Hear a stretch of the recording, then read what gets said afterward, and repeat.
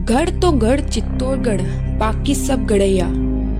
यह राजस्थान के गौरवशाली इतिहास और स्थापत्य कला के बेजोड़ प्रतीक चित्तौड़गढ़ दुर्ग के लिए कही गई सबसे प्रसिद्ध कहावत है।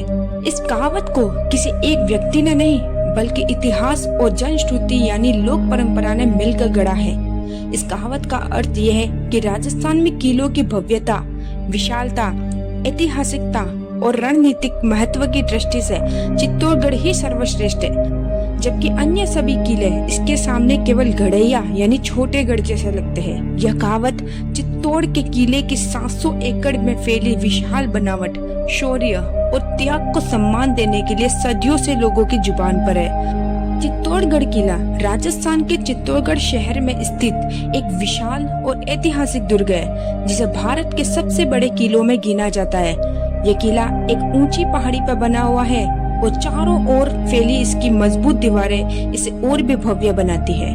लगभग 700 एकड़ क्षेत्र में फैला यह किला राजपूतों की वीरता, स्वाभिमान और बलिदान की अनगिनत कहानियों को अपने भीतर समेटे हुए है। इस किले का इतिहास बहुत प्राचीन है और माना जाता है कि इसका निर्माण 7वीं शताब्दी में हुआ था। शुरू में यह मौर्य राजवंश के अधीन था। मौर्य राजा चित्रांगद मौर्य ने इस दुर्ग की नींव रखी थी, लेकिन बाद में बप्पा रावल ने इसे अपने नियंत्रण में लेकर मेवाड़ की राजधानी बना दी।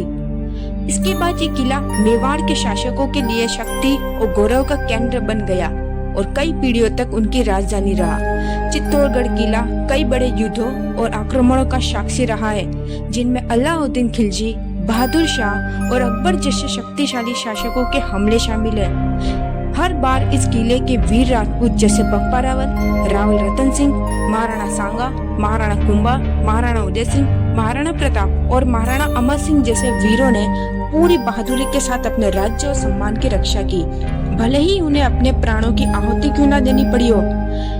यह किला विशेष रूप से जौहर और साका की घटनाओं के लिए प्रसिद्ध है, जो राजपूतों की असाधारण वीरता और आत्मसम्मान को दर्शाती है। जब भी दुश्मन से हार निश्चित हो जाती थी, तब राजपूत महिलाएं अपनी मान की रक्षा के लिए अग्नि में कूदकर जौहर करती थी, जबकि पुरुष केसरिया पाना पहनकर अंतिम युद्ध के लिए निकल पड़ते थे, जिसे साका कहते हैं। रानी पद्मावती और रानी कर्णावती के जौहर की कहानियां आज भी इतिहास में अमर है।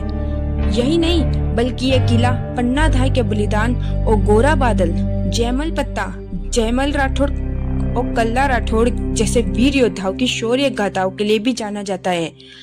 किले के भीतर कई ऐतिहासिक और धार्मिक स्थल मौजूद है, जो इसकी भव्यता को और बढ़ाते हैं। इनमें विजय स्तंभ सबसे प्रसिद्ध है, जिसे राणा कुंभा ने अपनी जीत की याद में बनवाया था। इसके अलावा कीर्ति स्तंभ, रानी पद्मिनी महल और मीराबाई का मंदिर भी यहाँ स्थित है, जो इस किले की सांस्कृतिक और धार्मिक महत्ता को दर्शाती है। चित्तौड़गढ़ किले की बनावट भी बेहद खास है, जिसमें 7 विशाल द्वार यानी कि पोल बनाए गए हैं, जो सुरक्षा के लिहाज से बहुत महत्वपूर्ण थे।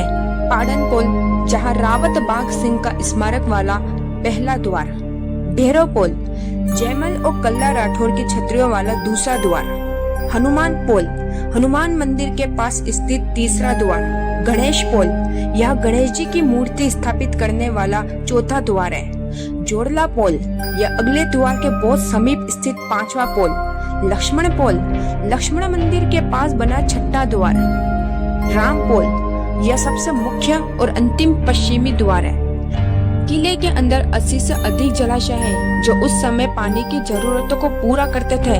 इसकी लंबी दीवारें और मजबूत संरचना इसे दुश्मनों के लिए लगभग अभेद्य बना देती थी।